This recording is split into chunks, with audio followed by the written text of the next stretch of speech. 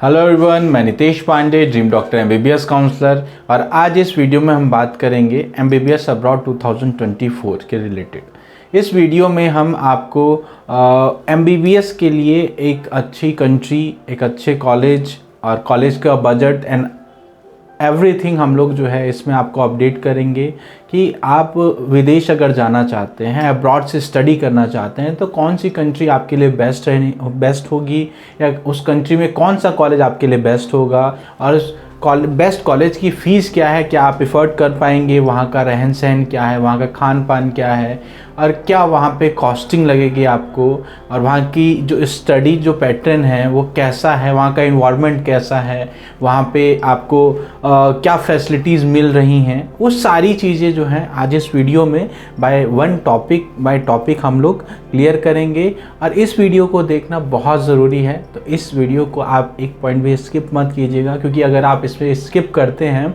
तो आपकी बहुत सारे इन्फॉर्मेशन आप नहीं जान पाइएगा, जो कि आप अब्रॉड में जा रहे हैं तो आपको पता होना चाहिए।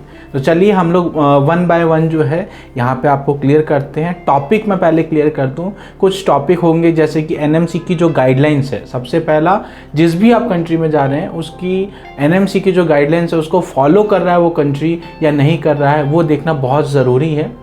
सेकंड जो आपका टॉपिक होगा वो एडमिशन प्रोसेस और एलिजिबिलिटी क्राइटेरिया के ऊपर होगा कि उस वहाँ जाने के लिए आपको क्या एलिजिबिलिटी चाहिए, क्या प्रोसेस है एडमिशन का।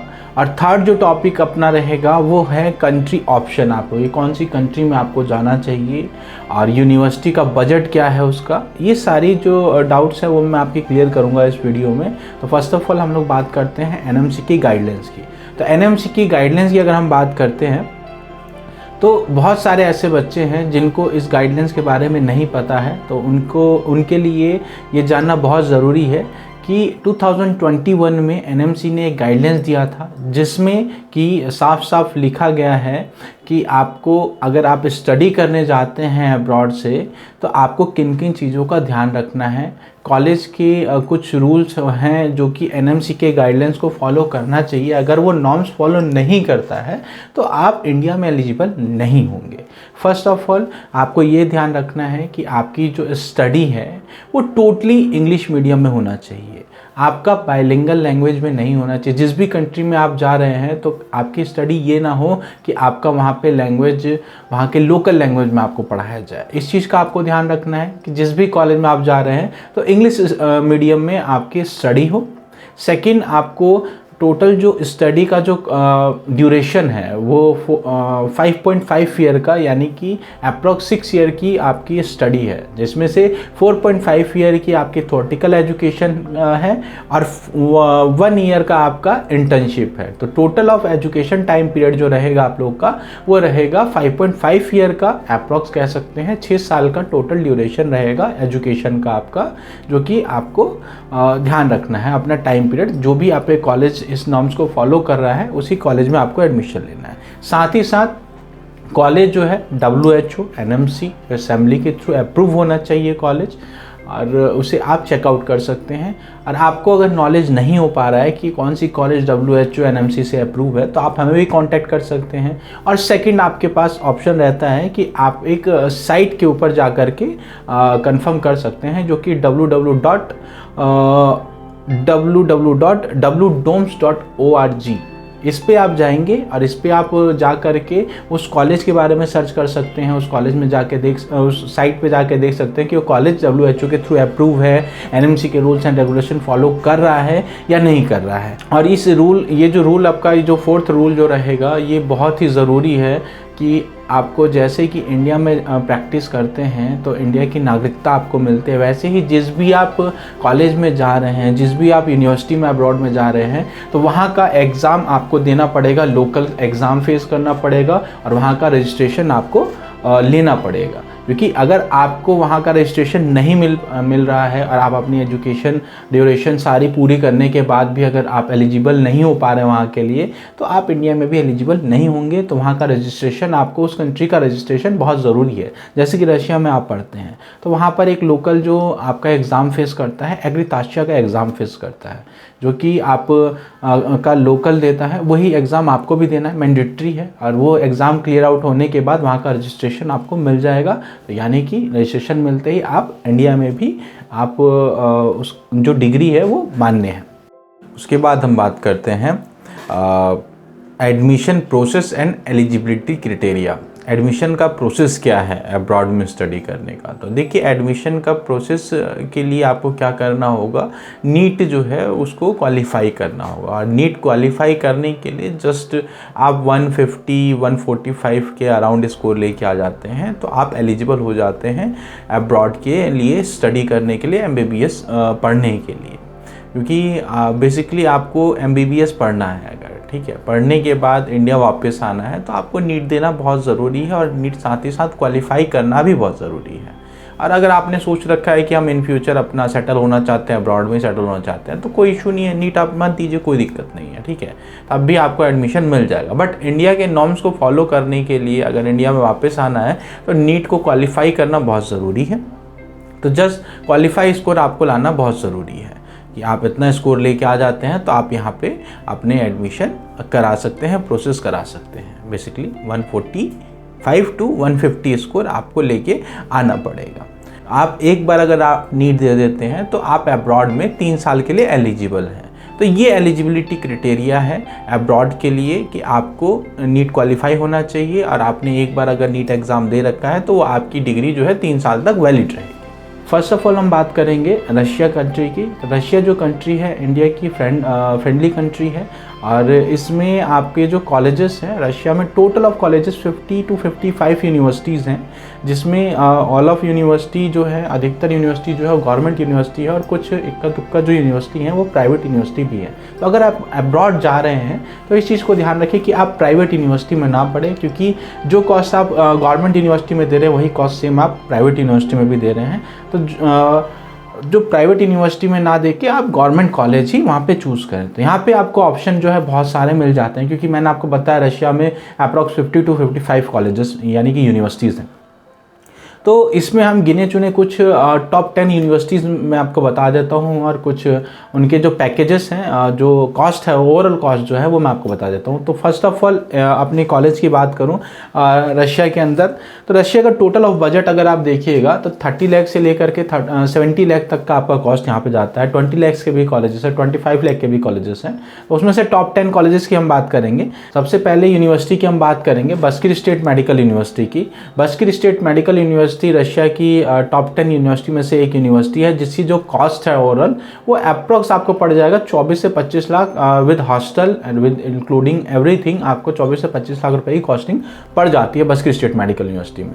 उसके बाद हम बात करेंगे तवेर मेडिकल यूनिवर्सिटी की, जिसका जो कॉस्ट पड़ेगा आपका 23 लाख अप्रॉक्स पड़ेगा।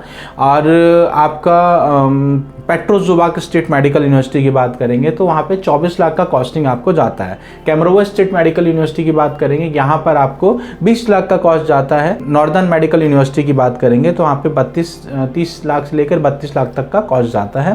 तुर्क स्टेट मेडिकल यूनिवर्सिटी की बात करेंगे तो यहाँ का जो बजट है वो थोड़ा सा ज़्यादा कॉस्टली है, तो अप्रॉक्स 32 लाख से लेकर 35 लाख तक का यहाँ पे कॉस्ट क्रुस्ट का जाता है। और साथ ही साथ कजान स्टेट मेडिकल यूनिवर्सिटी का भी कॉस्ट सिमिलर जाता है आपका। उसके बाद फिर हम बात करेंगे नियरेस्ट कंट्री की। जैसे रशिया के जो सारे कॉलेजेस थे मैंने आपको बता दिए, अप्रॉक्स मैंने टॉप 10 कॉलेजेस के जो वहाँ पे बच्चे हर साल जाते हैं, जहाँ पर डिमांडिंग कॉलेजेस हैं, वो सारे कॉलेजेस विद पैकेज मैंने आपको बता दिया है। फिर भी अगर आपको कोई गाइडलाइंस चाहिए हो तो आप हमारे दिए हुए नंबर पे कॉल कर सकते हैं और आपके जो भी डाउट्स हैं उसको क्लियर आउट कर सकते हैं। उसके बाद हम रशिया के बाद बात करेंगे, जैसे कि आपको रशिया का जो दूरी है इंडिया से वो अप्रॉक्स 6 घंटे का रास्ता आपको लग जाता है। 6 घंटे का टाइमिंग लग जाता है आपको बाय फ्लाई। दिल्ली से आप सीधा मॉस्को जाते हैं तो आपको इतना टाइम लग जाता है। और अगर आप चाहते हो कि आप नियर बाय देखना चाहते हो कि नियर बाय मेरी कंट्री है 2-3 घंटे में पहुंच जाऊं, तो यहाँ पर आपको ऑप्शन मिलता है उज़्बेकिस्तान का। उज़्बेकिस्तान में आपको 3 कॉलेज का मैं ऑप्शन दूंगा यहाँ पे। सबसे पहले हम बात करेंगे समरकंद स्टेट मेडिकल यूनिवर्सिटी की। ये खुद की यूनिवर्सिटी है इसकी। सेंट्रल एशिया के जो गवर्नमेंट है, उज़्बेकिस्तान का जो गवर्नमेंट है, उन्होंने इसे ये इंस्टीट्यूट था पहले, इसको कॉलेज को यूनिवर्सिटी बना दिया गया है। तो उज़्बेकिस्तान में समरकंद स्टेट मेडिकल यूनिवर्सिटी, जिसका स्टडी जो पैटर्न है वो बहुत अच्छा है और इसका जो पैकेज है वो मिनिमम पैकेज है। आपको लगभग 26 से 28 लाख रुपए की कॉस्टिंग जाती है with hostel, fooding and everything लेकर के। और दूसरे कॉलेज की बात करेंगे हम यहाँ पे, तो ताशकंद स्टेट मेडिकल यूनिवर्सिटी है। कॉस्टिंग की बात करें तो सेम कॉस्टिंग है, 26 लाख से 28 लाख की कॉस्टिंग यहाँ पे भी जाती है। ताशकंद जो है वो एक एकेडमी है, ताशकंद स्टेट मेडिकल एकेडमी है। उज़्बेकिस्तान का आपका जो सेंट्रल है वो ताशकंद है और ताशकंद के अंदर ही, आपका कैपिटल के अंदर ही आपको ताशकंद स्टेट मेडिकल एकेडमी ये कॉलेज स्थित है, जिसका अप्रॉक्स बजट 26 लाख से 28 लाख रुपए कॉस्टिंग जाता है। और तीसरी जो कॉलेज है वो एंदीजान स्टेट मेडिकल एकेडमी है। तो इसकी जो कॉस्टिंग है वो भी अप्रॉक्स 25 लाख से लेकर 28 लाख रुपए तक जाती है। तो ये कुछ गिने चुने कॉलेजेस हैं उज़्बेकिस्तान में। बट यहाँ की जो स्टडी की बात करें तो सबसे ज़्यादा जो डिमांडिंग कॉलेजेस है वो समरकंद स्टेट मेडिकल यूनिवर्सिटी है। यहाँ पर हर साल अप्रॉक्स 4 साल से तकरीबन नहीं भी तो हर साल 200, 300, 400, अभी लास्ट ईयर की बात करें तो 400 प्लस स्टूडेंट यहाँ Indian student Samarkand state medical university में गए हैं। यहाँ का स्टडी पैटर्न भी बहुत अच्छा है। तो अगर मुझसे कोई पूछे कि सर कौन से कॉलेज आप प्रेफर करेंगे, तो उज़्बेकिस्तान में मैं समरकंद स्टेट मेडिकल यूनिवर्सिटी को प्रेफर करूँगा। और इसके बाद फिर हम बात करेंगे कज़ाकिस्तान के। तो कज़ाकिस्तान में आपको एक कॉलेज सबसे ज़्यादा माना जाता है। कज़ाकिस्तान में अगर आप स्टडी देखिएगा तो स्टडी यहाँ पे क्वालिटी ऑफ एजुकेशन जो है वो बहुत अच्छी है, बट थोड़ी सी कॉस्टली है। और यहाँ पे अगर आपको कोई कॉलेज अगर प्रेफर करना चाहूँगा मैं, तो सबसे पहले कॉलेज में आपको प्रेफर करूँगा वो अस्पेंद्रियाओ कज़ाक नेशनल मेडिकल यूनिवर्सिटी, जो कि कज़ाकिस्तान के कैपिटल में है, अलमाटी में है। इसकी ऑल कॉस्टिंग आपको जो है 32 से 33 लाख रुपीज़ पड़ जाती है, यहाँ के विद हॉस्टल लेके, विद कॉलेज यूनिवर्सिटी की ट्यूशन फीस लेकर और एवरीथिंग इंक्लूडिंग आपका इतना बजट पड़ जाता है। थोड़ा सा कॉस्टली है, बट यहाँ की एजुकेशन और क्वालिटी जो है वो बहुत ही अच्छी है। और यहाँ पे एक कॉलेज मैं आपको और प्रेफर कर दूंगा। यहाँ पर एक कॉलेज आपको कज़ाकिस्तान में साउथ कज़ाक मेडिकल एकेडमी मैं आपको प्रेफर करूँगा, जिसका ओवरऑल कॉस्टिंग 30 लाख से 32 लाख रुपीज़ जाता है। उसके बाद फिर हम बात करेंगे नेबर कंट्री की, क्योंकि ये जो कुछ कंट्रीज़ हैं जो दूरी है इंडिया से अप्रॉक्स 3 घंटे की, कि कहीं 6 घंटे की।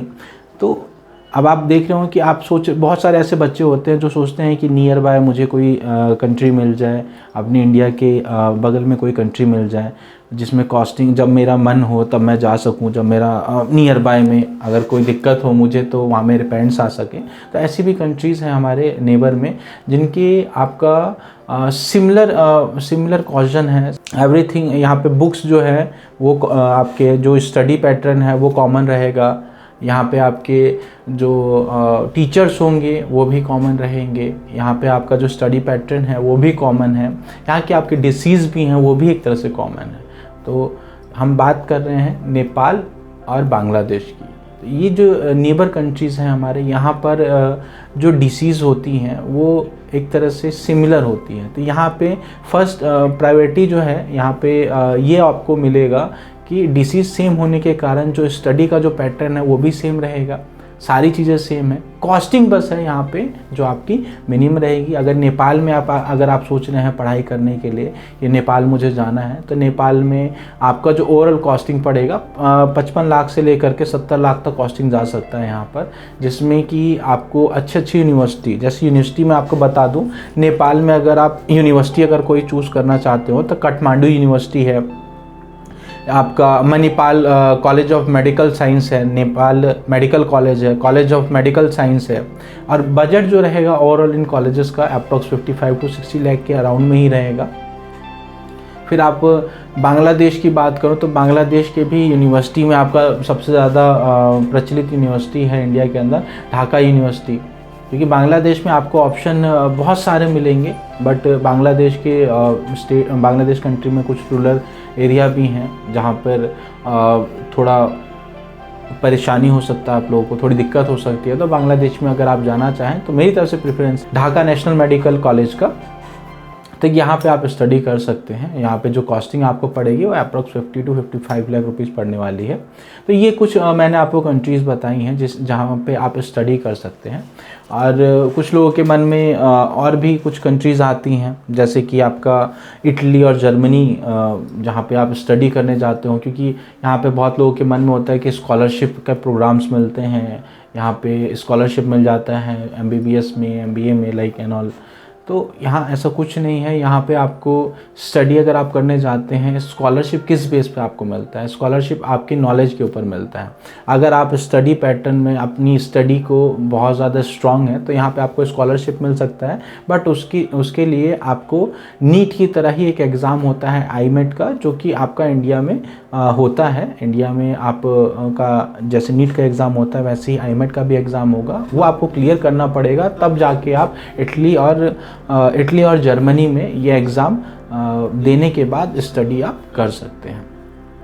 और भी किसी भी कंट्री से रिलेटेड या और किसी स्टेट से रिलेटेड कोई भी कन्फ्यूज़न और कोई भी डाउट अगर आपको होता है तो आप हमारे दिए हुए नंबर पे कॉल कर सकते हैं और आप अपने डाउट्स को क्लियर आउट कर सकते हैं।